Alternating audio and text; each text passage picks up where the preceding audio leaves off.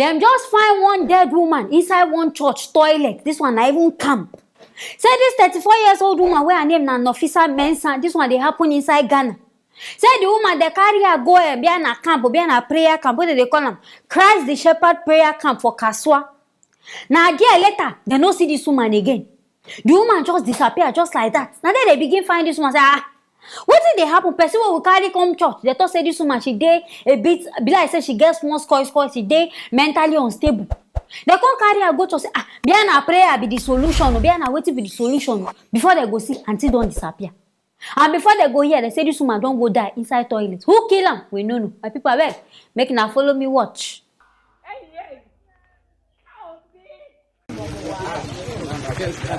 Me baba ko ka say ma me ne se ne ba na ayira na me bisa nti me bisa no no say yampa enti later ye ko police station na the FM station so a ye ko fa ma me no na chese ma me ne kire se ne ba no wa ko fa dua man e kire bebi a ye mfa check ne be hu ne ba no enti sana ma me ne kire ye de check na akwala bebi ma me ne kire no e hye wo na chese yampa se ne ba na ye den wa to toilet na sana ma me no e ye na ase ma me ne ye den onim de e ko bia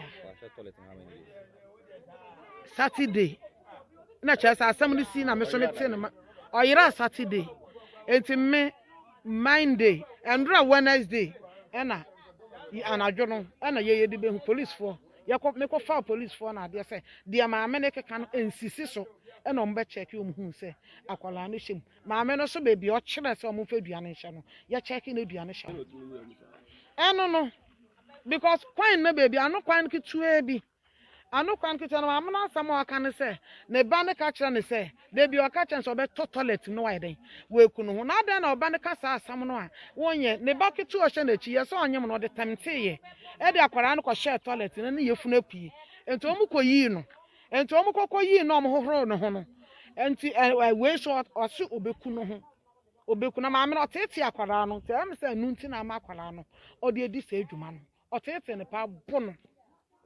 I know say this one now, most people no go even understand. Because the talk says this woman even miss. Immediately, now they rush, go police station, go report. Then they find this woman, they don't see her. They do everything, find her tired, they don't see her. Everybody don't even forget. Say now this girl now, mama, this no officer mama. Now I come outside, come the church, go call the pastor, say, madam, I beg you. Make we go check inside this toilet. I sure say, my daughter go there. And now the reason what me say for the reason. You will be saying no be you keep person. How you can't no say this person there inside church toilet? If not be saying you go put her there. And lo her behold there, as they go there, go search this place. This lady there inside this toilet, she don't die inside this toilet. The pastor of the church self even come there surprise. Church toilet, we say this one self na children toilet, that means the hole not even too big for Nyash to enter. Now a whole human being come gather. In fact, she fits inside. Now there come the reason say it be like say this one something there inside this whole matter. Because for we feel reason as okay, the woman they mad. In fact, now when we come blame this girl parents. Person they mad, and I no carry and go psychiatric hospital. And I no carry and go anywhere where we say they go fit treat her. And I confessing a spiritual problem they do. At least first carry and go the hospital. Make they talk say okay, this one no, it don't pass our own level. Now somebody they do before now carry and go church. So maybe now out of the craze where they worry, now make can go enter toilet since that place now a house. Come go sleep there. Now what's the reason? Or make it be said now person go kill her. I mean a person doing something because now notice where they happen. Mad person now person for one go reason say make him try rape am small because of money ritual. Now as he do finish, maybe the girl come go now there come go to raid this lady, put inside this pit. But I can't even they surprise. Oh, now so the person think like it. How person take fit so he enter, then you even see him. But I how they want even they go break the sock and I know even the reason. They go break the whole toilet to bring out this woman be waiting. But I bet parents all this one self and the mistake comes from the mama. First, you know say the person they sick, no carry and put for church. Church you no even get the woman time because I don't know where you as mama self go. If say na shit even catch her say okay oh she won't go shit, you no even go adult toilet, children toilet, and there she still come for. The kind of things where they happen, I know they even understand. Person go there, they reason another thing go enter. But I hope say this Ghana police they go sit down and do their investigation well. Reason this matter well because me I'm not sure say person fit just fall just like I sure say another matter they made they question this girl mama well. As now she go point because the same toilet where she points, no be only one toilet there. That toilet go where she put na there they can't go see the girl. It means that she self she knows something where they happen. I sure son herself go the reason I say I sure say this mama she be number one suspect. So Ghana police abeg make na find na work do. And hear this one inside Ghana come make her bring am make na service na ear hear wetin dey happen.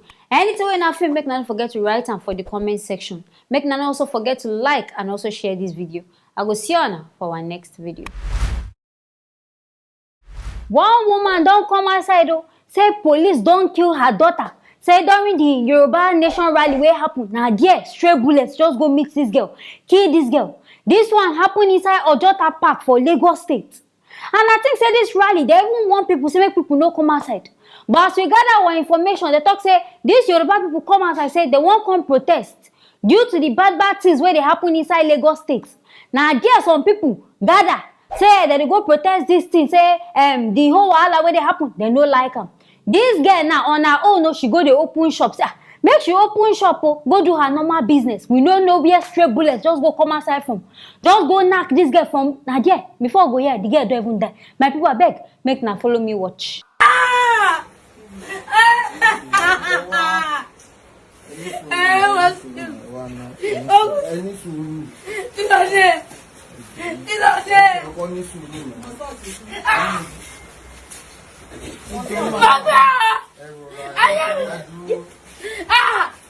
Láti kékeré ni mama yóò tún pamọ́.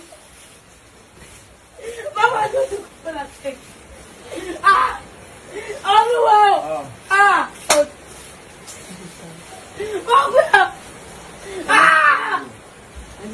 Ìyá mi náà. Lọ́lẹ̀ sọ. Lálẹ́ ni lọ sílẹ̀. Ìwọ náà.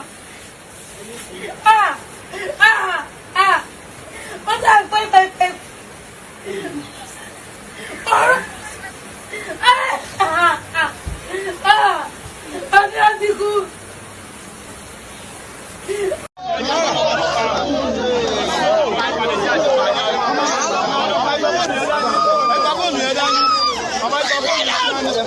Mommy, it's okay. It's okay. Mama, she's the person. The auntie. Okay, the auntie. Okay, She's auntie. Working with her. See as person mama dey cry. Say pikin wey she don train since when this girl dey small to up to this 25 years old. Now the police come know say they won't go shoot gun wey go touch this girl. And I come dey want, I think say this whole protest of 18, they cancel am because I remember say federal government come outside talk say make this protest no hold. But I say people they really vex for them to come outside. But even if na one protest, I beg. Wetin come bring the shooting of gun? Because now this same federal government sef, the IG na still come outside talk say the whole shooting they dey there, say police people go dey there to protect the people so that hijacking of this protest no go happen. So I come dey surprise say this kind thing even happen. And this man he use him mouth talk this kind thing by himself. My people abeg, make una follow me watch. We are ready to take on them if they continue to violate the law. And the other part is that we need to show us now to let members of the public know that that is the law-abiding members of the public that we are ready to protect them. That's all. So it's a regular thing. Don't allow them to go about reading. It's a regular anti-security, anti-crime strategy. And I don't say abi, you talk say you want protect people.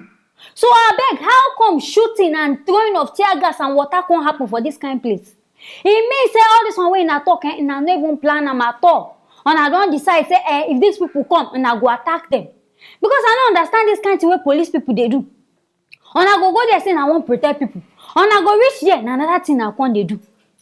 Now so now they run their own business and now say now they protect the lives of citizens. This one now they pursue them. But thank God this, in fact, this whole matter will happen. The woman says the whole thing even happens. Nadia, she rush. Go police station, go tell police, and I don't kill my pikin. Police don't say, no be them. Where evidence even dey? Person see and say, you throw, you shoot gun touch person for body. Police can't talk, say, no be them. See, as then this woman, they face them, they complain, and the police even start to threaten them. Say, if they not come out from that station, they go shoot them. I bet, what's the worry our police people? What's the worry Nigerian people? Why you go to threaten person? Person come meet you say, you shoot him pikin. You can't even get mind. Tell and say, you go carry gun, shoot him again. Now, so now they run our own business. How I no go expect say people go dey fear? How I want make people come dey meet and say okay, I get problem, make I come meet police. Now because of this na ways, this na katakata ways, now make people dey run comot from these things. Now make people go see on a run say police no be their friend because na no fit help them in any way. This woman now she don come out and say make government help her because na bullet kill her daughter. Now her pikin dey normal, she no dey follow them protest, she just dey go on her own. So this whole matter make dem put mouth. And I happy say the governor of Lagos State don come outside, they don accept.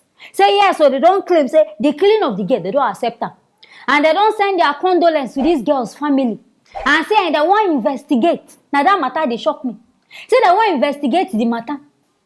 What say they wan investigate again? Say the army wey shoot the person, be the police wey shoot am. Because now we don't know say na true during that protest, now this whole thing happen. So the remaining thing when I suppose know now, who shoots this guy? Be who shoots that bullet? Wey be say go reach this person? And I no go surprise say we go hear say some other people say they wound. Because upon say this protest na peaceful one, people dey sing. Police still go there, go dey beat people. What's the warriors?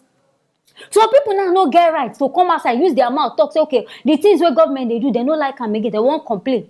Before we go see na don't silence the person. This innocent girl now we no can do anything, na own na even come dey pepper me. If you know say this gun, you don't ready to use and shoot, and you know say na won't go there, go do peaceful protest. In fact, na for even carry am at all. Keep the gun for house. As you know say na peaceful thing you won't do. Make everywhere dey jejely. Make una just dey follow them say na won't protest them. Now they na come to tear gas, to water on top of. Say wetin happen? Nigerian government and Nigerian police on a matter don't even tire me. My people, I hear this one. I want to make a bring and reach in aside. Make una service na here. Hear wetin dey happen. Make una don't forget to like and also share this video. I go see you for our next video.